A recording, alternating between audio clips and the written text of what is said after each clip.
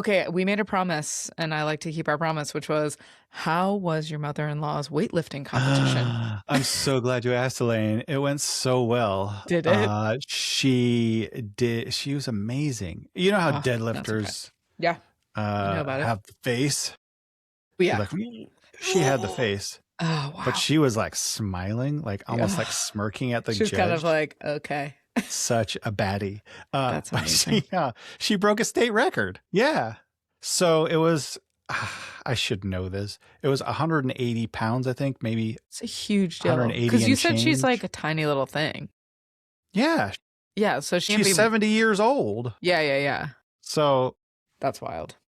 yeah. She That's broke a amazing. state record. She's the How many strongest. people were there? Where was it? It was at the Snap Fitness Gym in town. Okay. Yep. There were probably like they sectioned off probably half the gym, and you know, they had like spectators, probably enough seating for maybe 40 people. And everyone was just like, yeah, and everyone's rooting. kind of in and out because, you know, depending on what event was happening, they would come and support their person. Yep. But yeah, it was a great crowd, That's amazing. and you know, it was fun to watch the other people too. And it's That's kind of so like the cool. Olympics. It's like I couldn't care less about sports until I do. Right. And now you're like, I'm totally You're like, invested. How? yeah. Yeah. You're like, weightlifting Should I is my deadlift? life. Right. Welcome to Friends on Purpose, Where two friends talk about life, love, and finding purpose.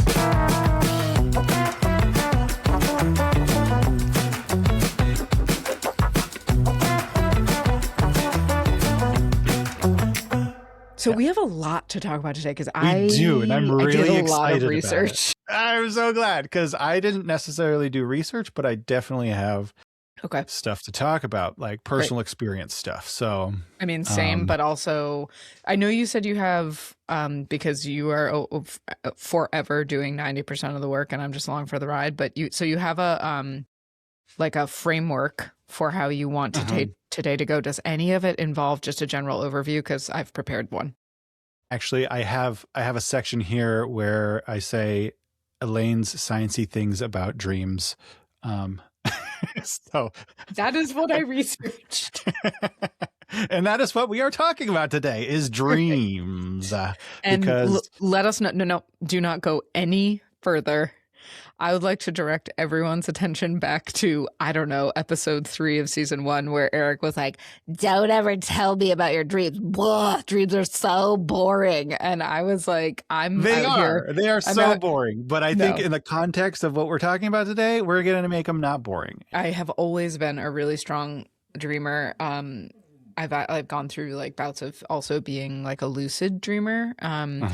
But that takes work, and also like, or sometimes it happens, I don't know why, but anyway, as a kid I used to have a very like years long recurring dream, like at least 2 or 3 times a week, where I was sitting in a tractor trailer in the passenger seat. My dad was the driver of like an 18-wheeler, and we're on like a highway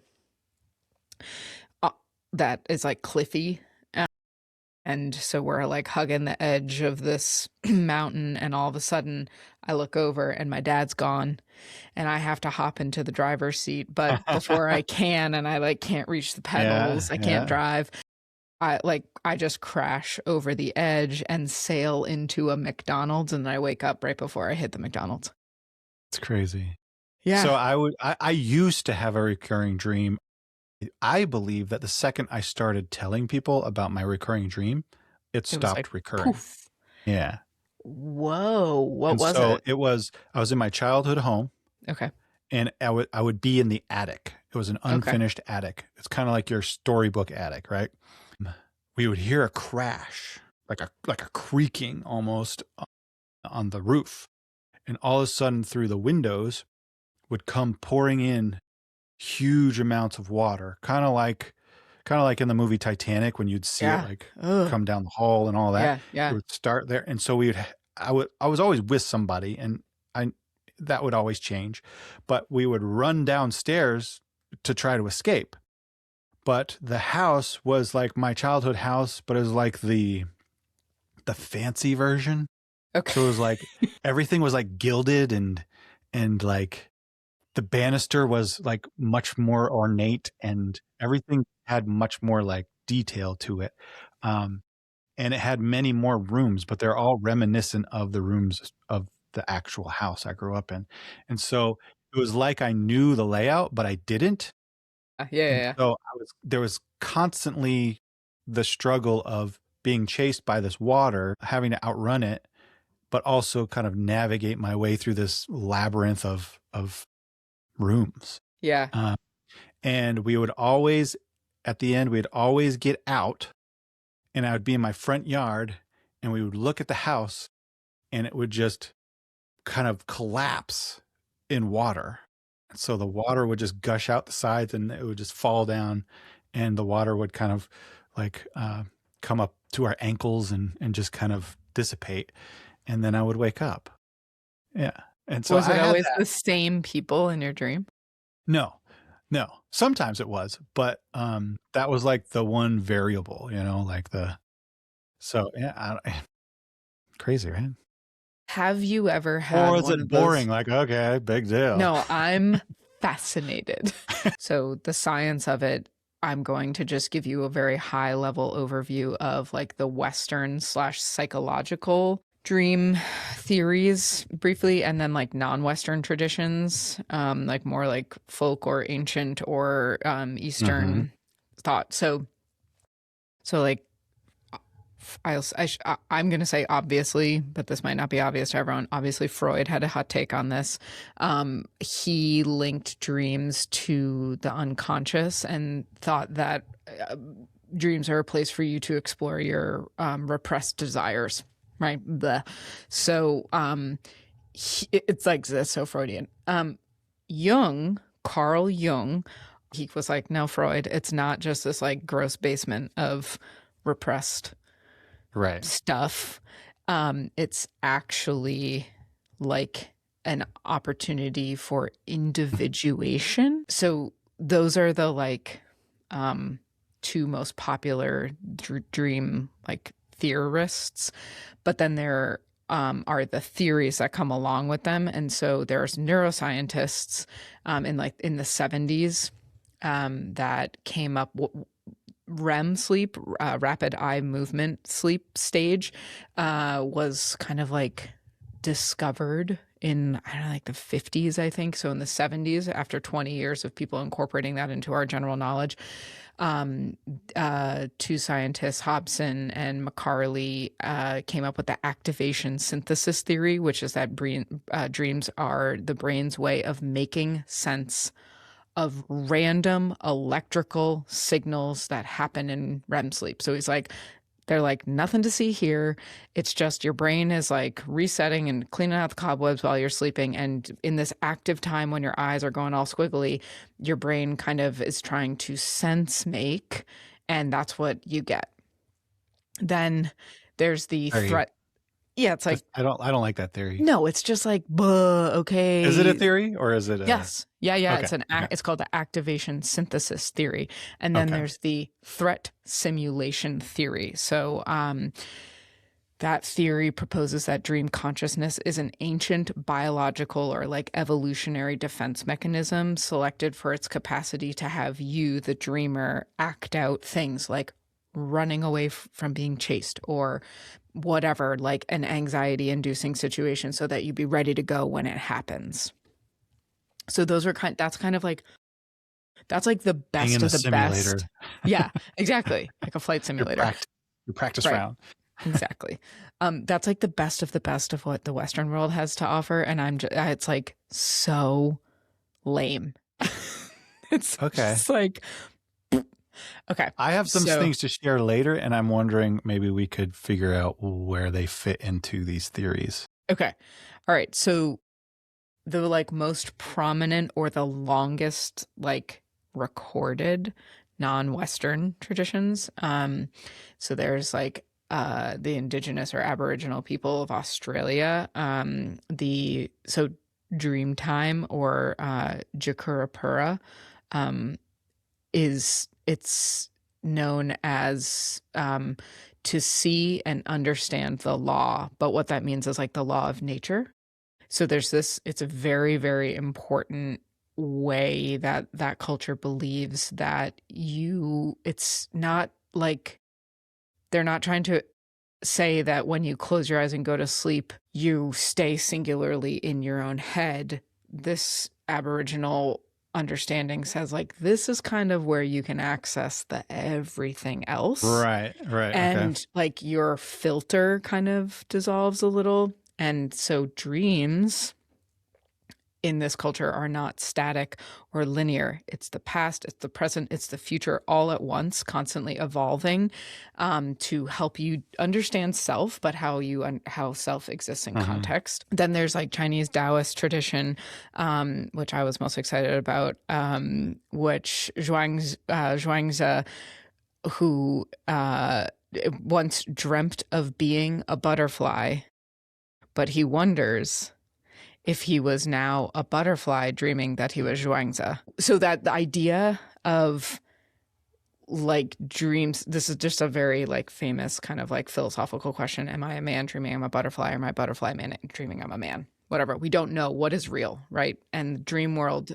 sometimes when you study lucid dreaming, one of the top practices you have to get better at is in your waking hours, find ways to understand whether you are awake or not. Like, how do you validate what is a dream and what is not? So It's like you start the pinch me technique. Yeah. Exactly. Or like I look in the mirror and I realize that usually in my dream, my teeth are like slightly crooked, or like I have, like whatever. So you like know what? find... I actually have one of those. What is it? It's if I can read. Ooh. If the words in my dreams are legible. Smell is a really important one. One of the weird facts I have is that like smell almost never shows up in dreaming. Like whenever I see a sign or a text in my dreams, it looks like AI garble. gibberish. Yeah. Right. Everyone's got 6 fingers. Yeah. Okay. So that's like Eastern, Western. Yeah, the primer on it's interesting when you bring up like ancient philosophies. I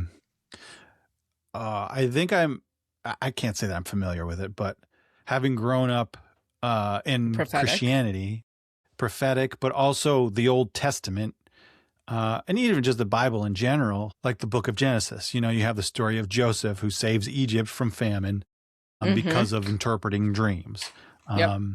The prophet Daniel interpreted dreams for the king of Persia or whatever it is. I don't know about that. Babylon. Yeah. Okay. And then, Joseph, like Joseph and Mary Joseph, was warned in a dream to protect Jesus, take him to Egypt so he doesn't get killed by Herod. That was my understanding growing up, my relationship to dreams, but also like within my church, we did believe in like prophetic dreams, which were usually, if they were for the public, it was foretelling something, like the future, or giving guidance in some way. And so, there were times where it would like facilitate the direction the church was going in. That's a big deal. Yeah. So like, the one that cuts, I wish I could remember more. I'm sure if I talked to my friends, they'd remind me of a bunch, but the one that comes to mind that kind of stuck with us for like a long period of time, like it would keep coming up. It might've even been what we call a vision, which is like a dream you have when you're awake. Sometimes it plays in front of you like a movie, or it just comes to your mind. Yeah. But the dream that I could recall was, it was about a ship, like a big sailboat ship that was kind of stuck in stagnant water for decades. But God was telling us that we're finally moving out of these stagnant waters. And it's very on the nose. Yeah. And they often were. Especially the public ones. People would have personal dreams and would share them from time to time. And those were usually like things that were encouraging, God was telling you that would encourage you. But yeah, it was a dream that I think a lot of people took hope in. And I Yeah. think that's why it stuck around, because Yeah. I think everybody was kind of tired of things and was hoping for something better to come. Yeah. And I Well, think I that's, just pause there because I think it's so interesting. We like the word dream in America or American English. yeah, It means like the thing when you close your eyes and you go to sleep, but it also is often attached to hopes and dreams. right, Like right. what is your we say like what's your Hmm. wildest dream? The And so of best thing that course, could happen to you. totally it Yeah, means like it has this very positive connotation. Otherwise it would be called a nightmare. right. But we're like, but sometimes it doesn't that thing your wildest dream isn't the thing you dream about when you're sleeping. It's like it really means No, hope. right. Like what do Yeah. you wish for And most? yeah, and I think that's what was happening here. And I think ironically, I mean, if you want to give that any weight, it did come to pass in, Yeah, right? in one way or another. Not Yeah. like we thought, but I don't know. Maybe But that that's a was stretch. probably quantum science at work, right? Yeah. Giving Yeah. energy toward it. Okay, here's one that blew my mind. Individuals born blind dream differently. So people who become blind later in life still visualize their dreams, have highly visual dreams. But people who are born with no eyesight, they of course still dream, but without any visual imagery. And they experience incredibly vivid dreams through other senses, usually auditory or tactile, less olfactory. Well, again, yeah. Yeah. That sounds like the aphantasia thing we were talking about the other day. Right. Yeah. Not Totally. having that visual imagination, but can Right. still sense and picture Totally. things. Picture, Totally. quote unquote. Yeah. It's just like our non-dominant version of like Yeah. we're such That's really visual interesting. Yeah. creatures. Yeah. Yeah. Okay. Yeah. Okay, here's something kooky. Two-way communication during dreams is, as of 2021, verified. What does Whoa. that mean? So 4 independent research teams Like established a dreaming complex telepathy. no. Is that what telepathy is? No. 4 Okay. independent research teams established a complex two-way communication during lucid dreams. So out of 158 questions asked to sleeping participants, dreamers answered correctly 18% of the time, with one dreamer reporting math problems coming out of a car radio as part of their dream, which, okay, so what that means is you and I are asleep. You and I are asleep. On your end of the experiment, they are saying things, playing things, whatever, to asking you questions, and you're asleep. You know, because you knew this before you were asleep, that you were going to try and communicate with me. I guess actually it is kind of, yeah, telepathy. Like It's like you, telepathy meets lucid dreaming. yeah, like we're communicating and like remembering conversations that That's we're so having dope. in That is so sleep. cool. So crazy. I will stop talking in 1 second, but what I will just say quickly is this one really got me. In 1920, a scientist was dreaming and woke up at like 3 a.m. and tried to write down basically that this very, very complex experiment that he saw 2 hearts in 2 distinct chambers, but they were connected. And he like tried to write down. He woke up in the morning and he was like, shoot, I can't read my handwriting. So he went back to sleep the next night. And as soon as he like was in that that post dream haze, but he didn't like waste any time writing it down. He didn't go back to sleep. He ran right to the lab, reconstructed the entire thing that had like come to him in his dream, and won the Nobel Prize.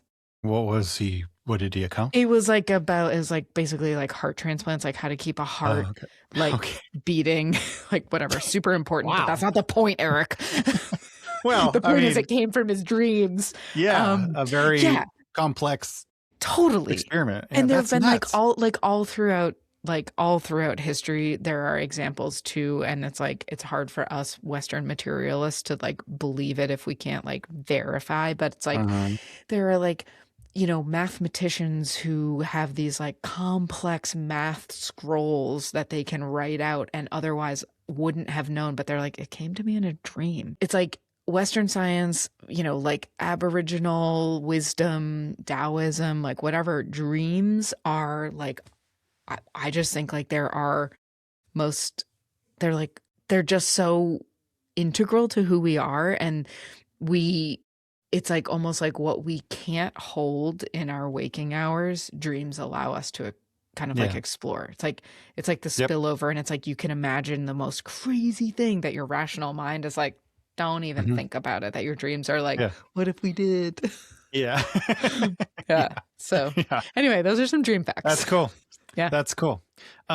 Great. I think that's a great segue into what I would like to share, which is my like dream interpretation journey that I went through during some therapy, like during my during your cult deconstruction. Yeah. But first, deconstruction. Let's do trivia. Trivia.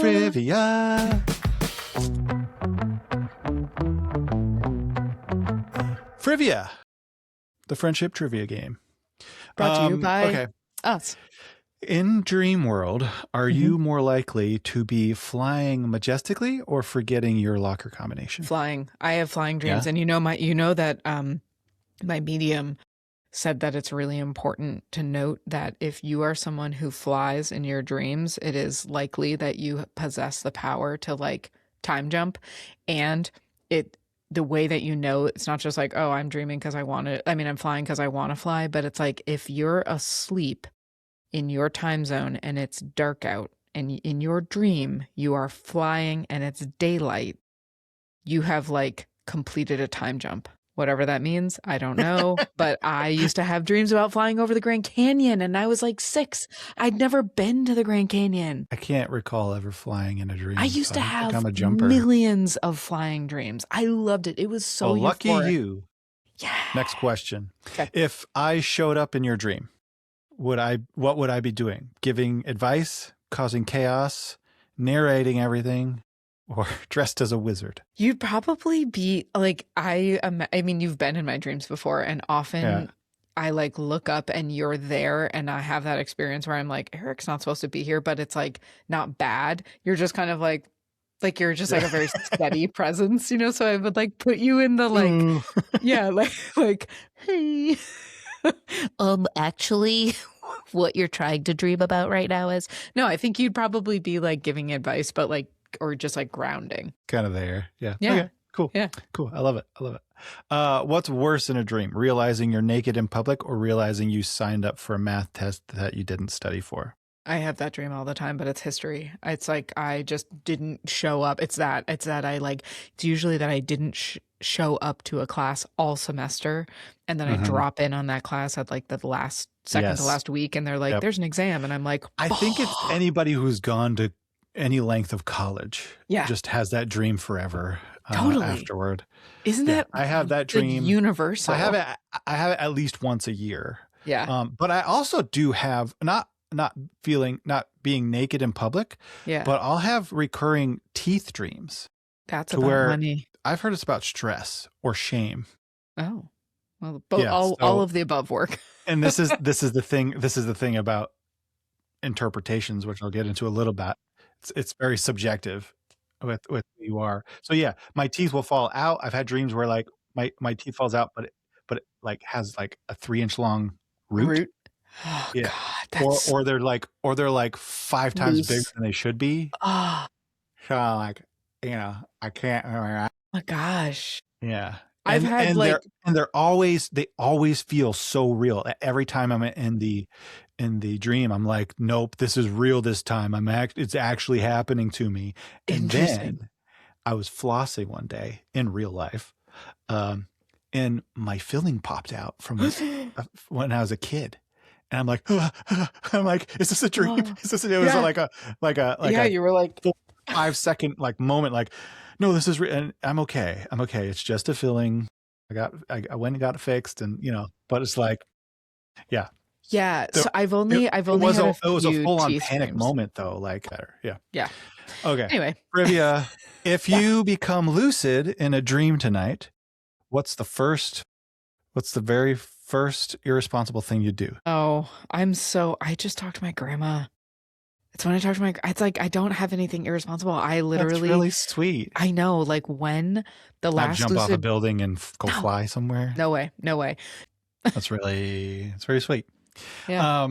Last question. If your Yeah. dreams had a genre, would they be comedy, horror, fantasy, documentary, or low budget nonsense? It's low budget nonsense. It's like, Yeah, same. it's just stuff that you're like, okay. Yeah. Like, I'm living Napoleon Dynamite in my dream. like you could literally do anything, and you're like, Yeah.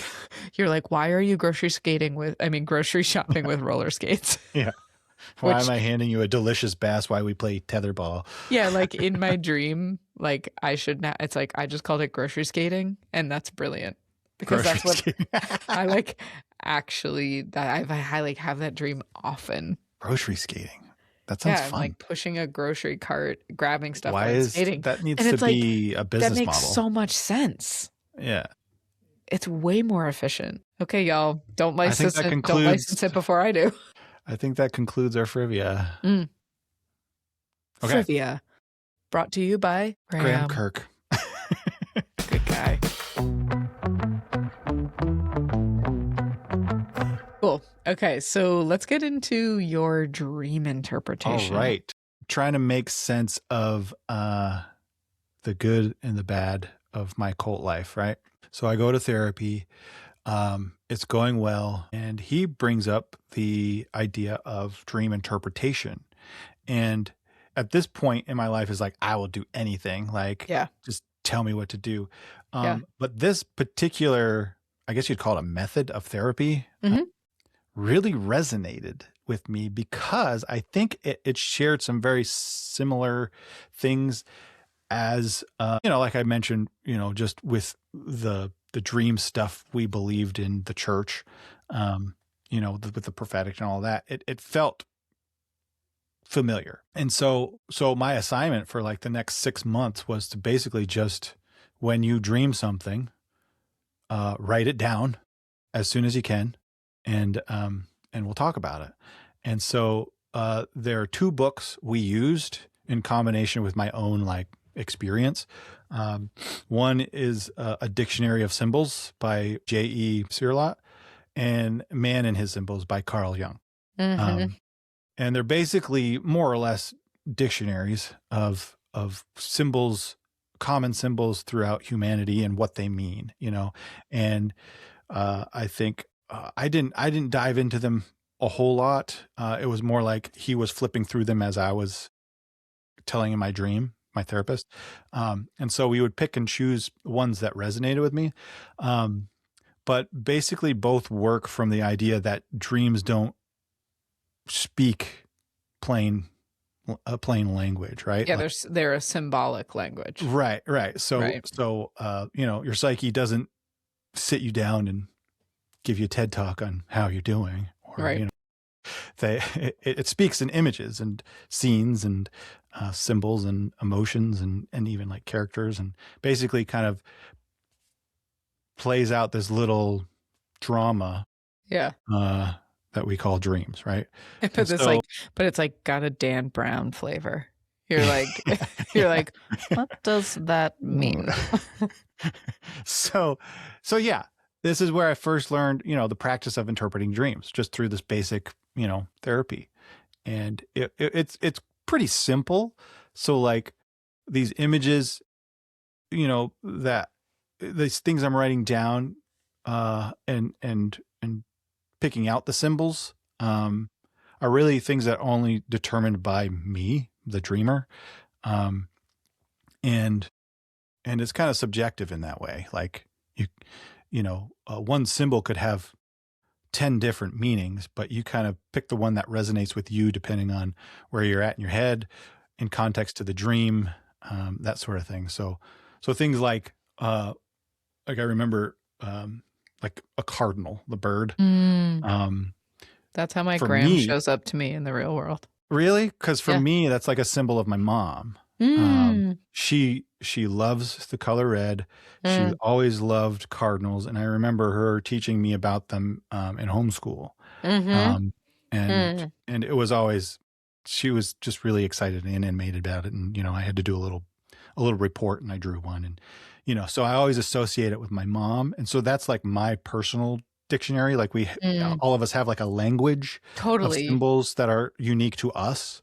And those are valid symbols that you can use in dream interpretation. And so Laura Lynn Jackson is the name of a like Monroe Institute ions, like the Noetic Institute, like very verifiable medium who has been able to demonstrate under test after test after test her ability to communicate things, have other ways of knowing. Let's just put it that way. Yeah. Anyway, she wrote a book Yeah. called Signs. Very similarly to dream interpretation, she's like, dream dictionaries, sign dictionaries, like helpful to a point, but like Right.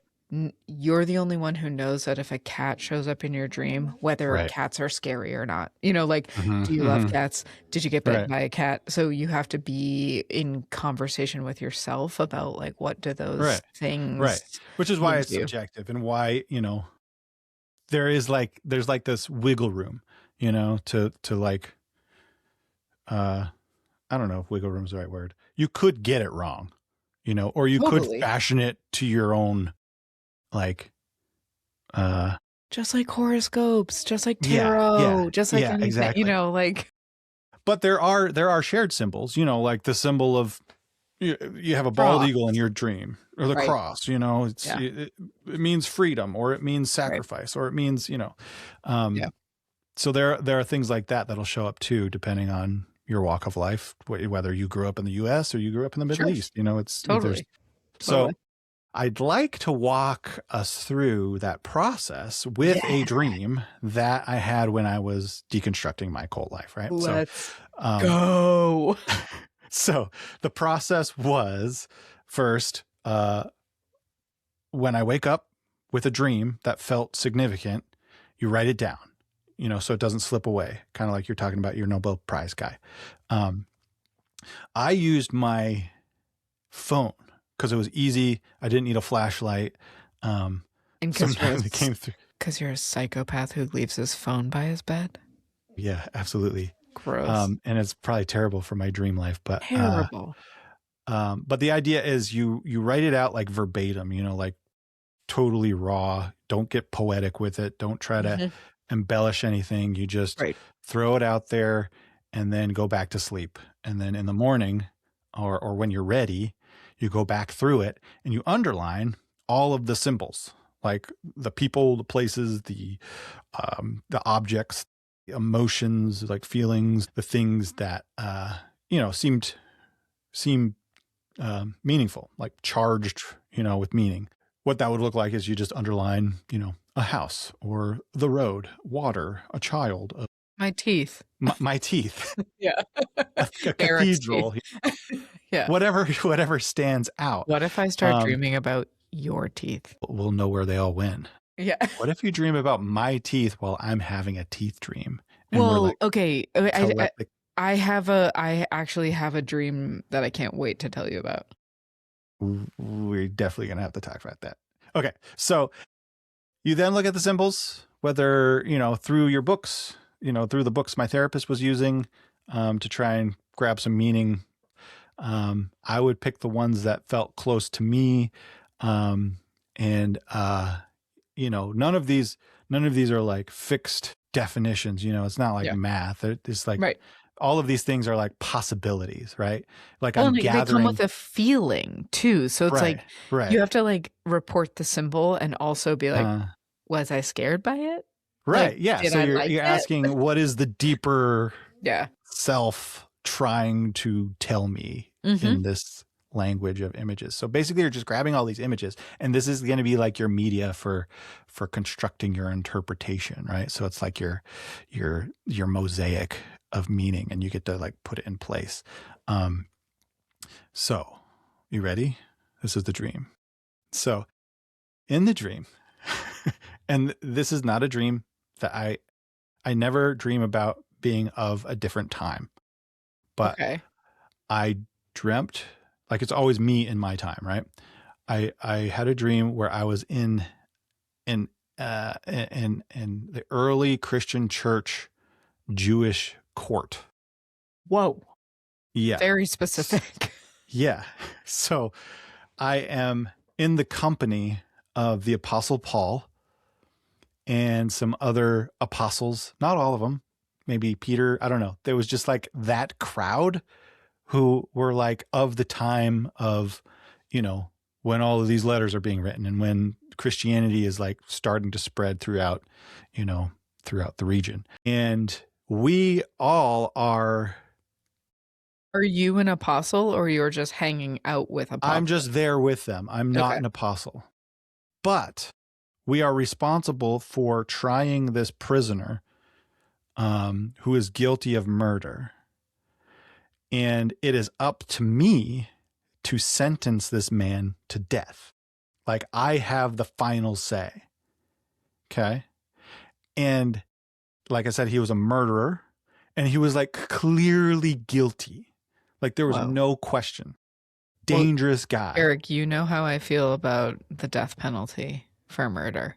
And so in my dream, I looked at all of them and I said, okay, if this is what we believe, like if Jesus really died for our sins, then this man ought to go free. Yeah.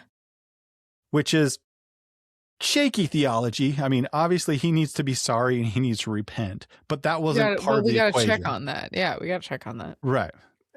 But that wasn't part of the theology in the dream. So I don't think that mattered.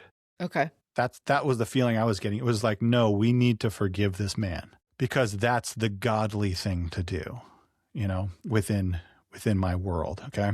And so immediately there was like this collective sigh, this relief. And what it reminded me of was have you ever seen those videos or hear of those stories where like the family of the drunk driver victim the reconciliation forgive them. There's a restorative process. Yeah. Yeah. And so it was like that kind of feeling like, oh, you know, that's so beautiful, you know, when you're most proud of humanity and there's that. And, you know, people were weeping because it was so like, my God, precious. Your dreams are very serious. I'm not done. Okay. And then there just came this, it started with me. It was unspoken, but there came like this, like the relief changed into something really heavy and the whole mood changed to where there's like this grave realization of like, oh no, you're like we all suddenly understood what we had agreed to doing. Oh, yeah. Which was like, to me, it was like, I just forgave this person and he's getting off free. Yeah. And he's shown no sign of change. Like, what have I done? Oh. And it was like this, immediate. Yeah, it was like a dread, you know, like I was regret. Like releasing this unrepentant evil back into the world. And then I woke up. And so I was like, oh shit, like what does that mean? And I already have some ideas of what that means. Like I'm already kind of processing it. Can you just place this in, so your relationship with the church has already ended, but you are like, you are trying to, again, you like shared, decide or help yourself decide what was good and what can stay in your life and what was just like, we got to get rid of this. That's why you're in therapy. And so this dream interpretation was a way for you with your therapist to help you understand those things. Okay, so you show up, it's Tuesday, you're seeing your guy and you're like, have I got a dream for you? So I tell him and we start underlining the symbols together. You know, so I'm underlining, I'm looking at my notes from that session. Wow. I'm underlining the word court, Jesus. Oh. Paul, Paul, apostles, prisoner, murderer, death sentence, Jesus, freedom, tears, fear, and dread. Yeah, that's a pretty round summary of the important Yeah. things in there. Yeah. And so we apply meaning to those symbols, like literal meaning for Yeah. sure, like fear Yeah. is fear, dread is dread, right? Sure. But also meaning that like exists within my world. So Okay. that includes Christian history. Yeah, you're very learned in that. Yep. Western culture. Yeah. Kind of how like the American church and how they're interpreting Jesus's sacrifice versus, 2000 years ago, versus other denominations and that sort of thing. My personal religious background, my personal values, and even my personal insecurities and so on, like stuff like that. That's kind of like the world we're operating in, like the angles we're pulling from.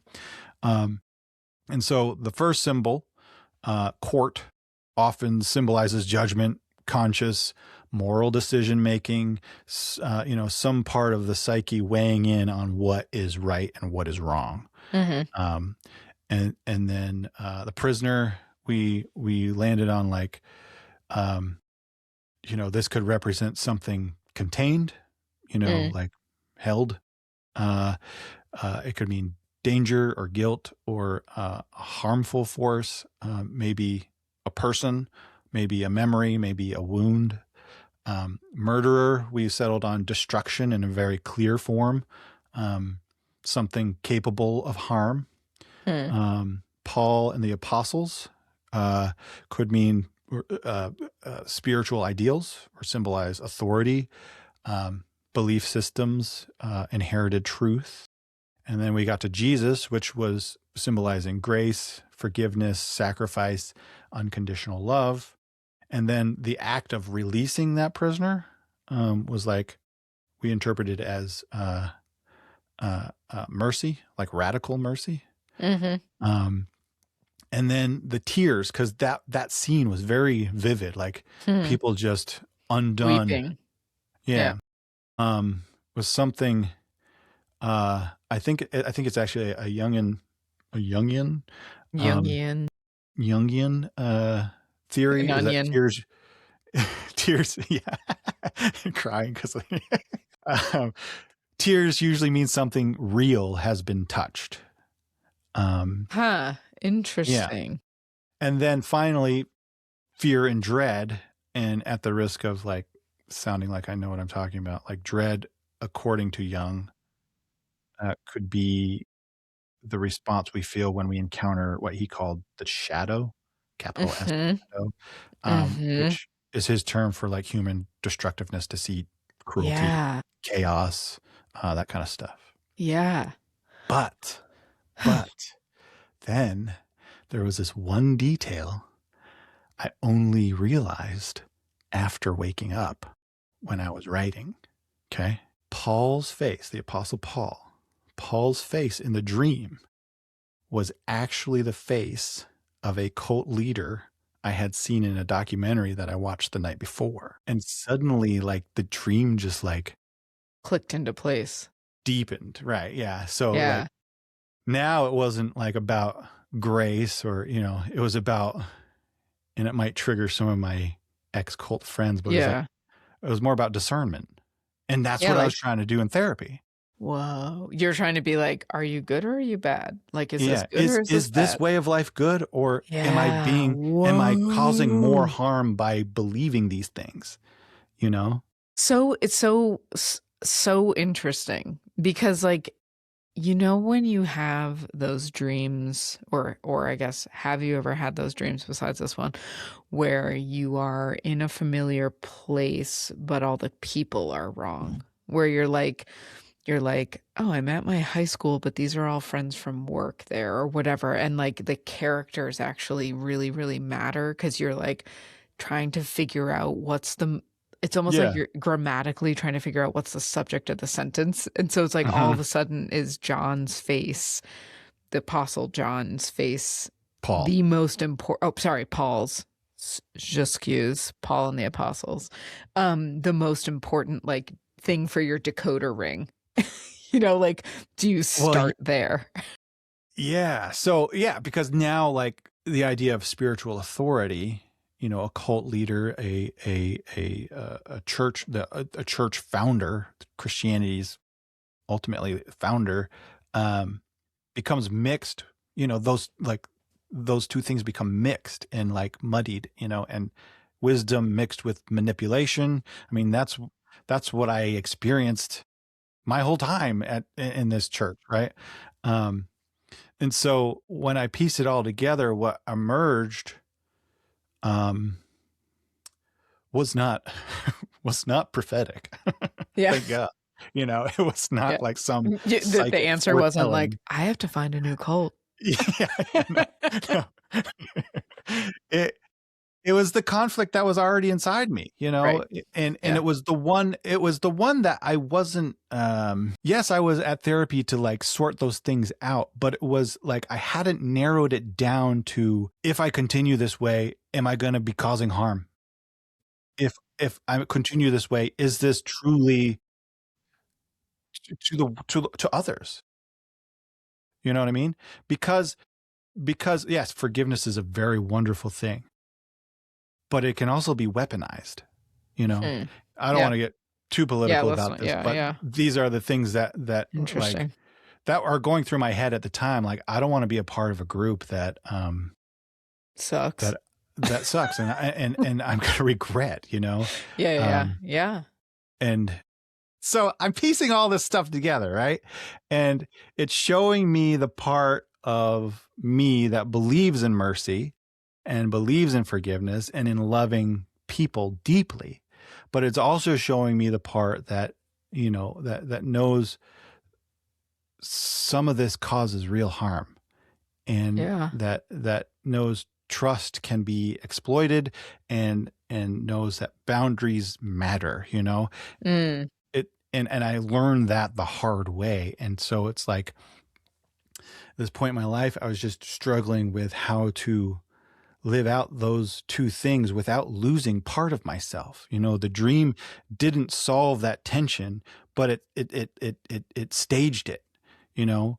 And that's what dreams have often done for me. You know, they kind of dramatize the conversations happening underneath my own like consciousness. And and and so this therapy was teaching me how to like listen to that, and and has really helped, because this happened, like I said, over a course of 6 or 8 months, and it's helped me face some things that otherwise I was just like subconsciously avoiding, you know. Yeah. And so like the real questions that were arising was like okay, how do I yes, like how do I actually live, you know? How do I Mm-hmm. trust again? How do I love in a world where people can do real harm? You know, how do I stay open-hearted without being destroyed by it, you know? Mm. And so my interpretation eventually led to these things. This was kind of my concluding paragraph from my notes those few years ago: was forgiveness and trust are not the same thing. And mercy and access are not the same thing. And you can love humanity and still lock the door, and you can keep compassion in your heart while wisdom stands guard. And it helped settle a lot of uh, anxiety for me, Mm. because I was so afraid of becoming cynical, you know. Mm-hmm. And it's still something I grapple with. And it's like the moment I become cynical, that's when I lose that piece of me, you know, that is me and is true, and that I can foster and nurture. But That's like a very beautiful place to land after all of that. Um, yeah, like, therapy's great. but Eric, how would you feel if I told you that that's just the beginning? What you're actually trying to get to is a dreamless sleep, and the reason you're trying to get there is because you've like worked through so much of your SHIT that you are preparing for death and that you're facing death full on. Perfect now. Yeah, like, yeah, you're like, I'm done, I'm good. But it's really interesting because like I struggle with like part one of part one, I'm like, "Ah," Mhm. Mhm. but that there are, you like the whole goal of this is to familiarize yourself with not just interpreting your dreams, but actually like impacting your dreams in your subconscious so that in your waking life, you are living a more aligned version of your Yeah. truth. Because like Yeah. the core belief is that like your subconscious is like your soul or like connected, tethered to like eternity and understands your true like arc. And that if you Mhm. can like start to like get those things aligned, you're going to be in a better place in your waking and like whatever this timeline is. But that also when you get to practice dissolving the fear of like leaving something behind or whatever, you're like, no, I'm good. You're practicing for this like graceful transition into what comes next. And in like, Tibetan Buddhism and many, there's like reincarnation or there's something else beyond. It's not just like one and done. So anyway, all I'm saying is I feel like you're ready now. And I'm going to send you my copy of this book because I'm tired of practicing and not getting anywhere. It's your turn to try. Okay. Yeah, sure. Um, No, that's great.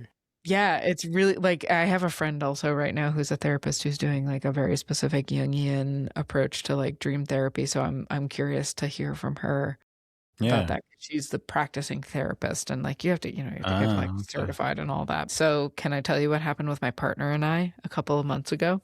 Yes, please do.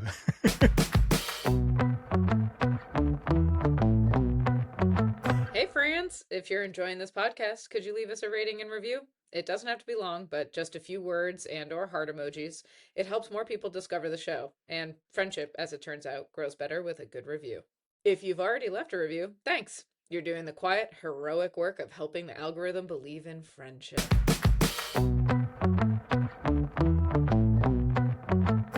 So I was in like this whole dream state, and this was like probably like 3 or 4 months ago.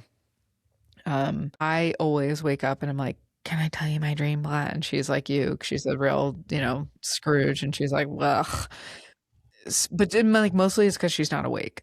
So I was like, I couldn't help myself. I like woke up and I was like, it was like important that I said this one sentence. I was like, oh, weird. I just had this dream that I was watching you in a factory. And she was like, okay. And didn't say anything. Whole day passes. For whatever reason, I usually get up first, but the next day I was in bed later and she was like, like heading out to work. So she was just like doing that thing we do before you like leave for the day. And you're like, okay, and the dogs are fed and like, blah, blah, blah. And she's like, Mhm. oh, I forgot to tell you, remember yesterday how you said you watched me in a factory? And I was like, yeah.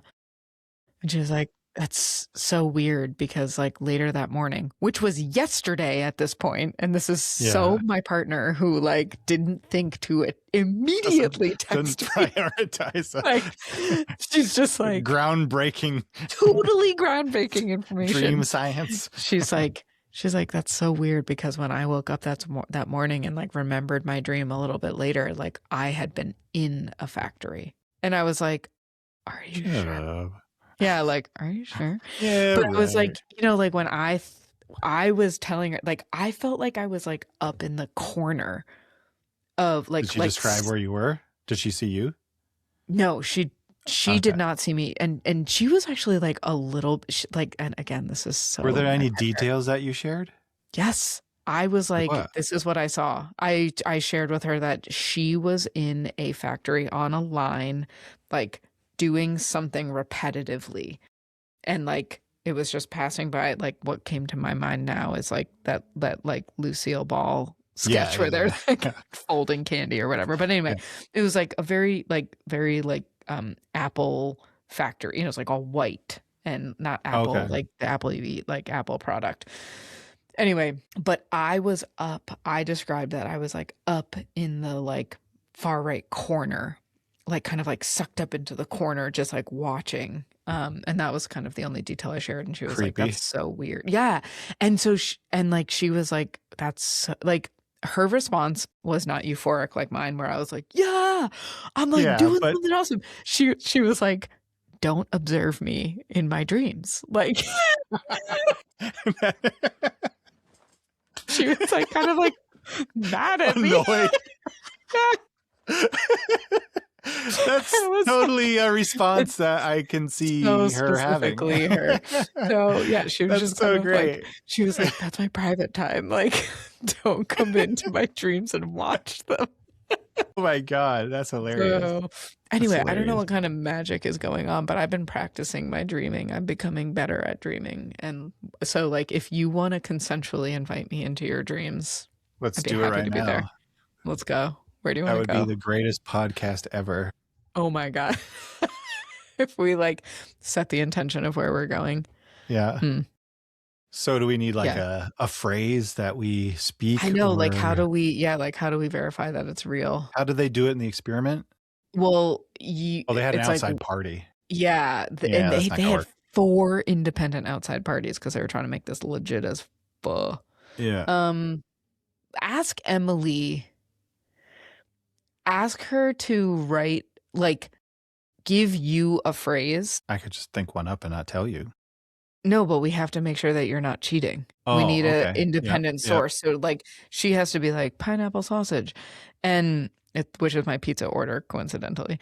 Have her say it to a camera with a newspaper date. Yeah. And like that's Okay. for you. And then like, but it's like there's a lot of dependencies here. Like you would have to tell me in the dream, and I would have to remember it. But you'd have to be like, tell me this when you wake up, and I would have to remember that, and then be like, did you tell me this thing? But anyway, you could try that.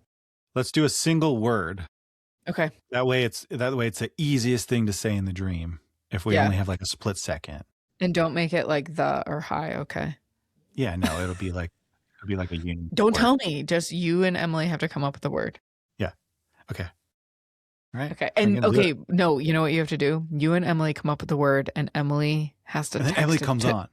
And then Emily texts it to Graham. Okay. And that will put a timestamp on the text. Right. Exactly. That's what I'm saying. That's what I'm saying. We're making a double blind. We're going to see him this weekend, so we'll have time to talk about it. Yeah. Yeah. He won't have heard this episode yet, so that's good. No, but that's important. That is important. Okay, cool. Ooh, I love it. Okay, cool. It's a deal. Okay. All right. Okay. I think it's splashdown time. Yeah, I think it is splashdown time.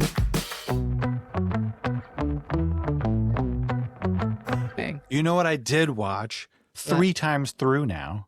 What? It's Company Retreat. I don't even know about it. So good. Did you ever watch Jury Duty? Did you tell me to? Yes. Oops. You should. So it's basically, you know the movie The Truman Show? Yes. He's the only one who doesn't know it's fake. That's what it is in real life. Okay. But a much smaller world, right? So it's this temp new hire that jumps both feet in to help this hot sauce company. Only the company is fake. All the employees are fake. The whole retreat is fake. Okay. And so they put him in all of these situations to see how he'll react. He responds. Yeah. Only it's like 24/7 like acting. Oh my God. And he's the only one who doesn't, and it's like I think it was over the course of 2 or 3 weeks. Okay. And so you watch him handle all of these situations, and it's very kind of like office humor flavored, like you have all the quirky personalities. Same thing with Jury Duty, only and he knows he's being filmed, like because he thinks he has no idea. He thinks it's real. And so at the end they reveal to him that it's all a farce. It's all, and it's like he's like, wait, what? And you have to watch it. Okay. It is so. I think so. Why I like it is because it's so beautiful. Because the 2 people that they picked, because they had Jury Duty, which is season 1, then they had Company Retreat season 2. It's 2 different guys, 2 different scenarios. Yeah. But however they pick the subject, they like pick outstanding people.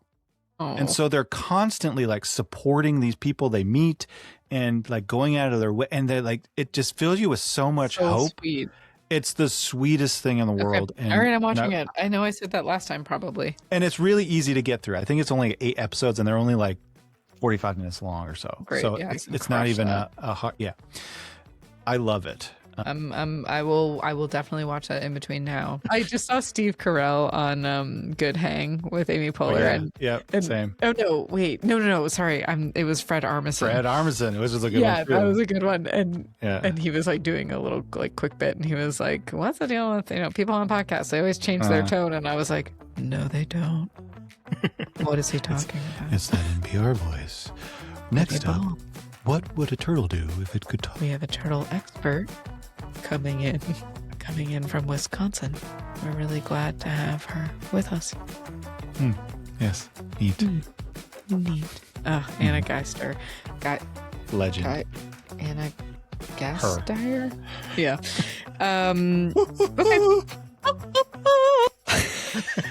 All right. I'll see you later. Love you so much. Bye. So bye.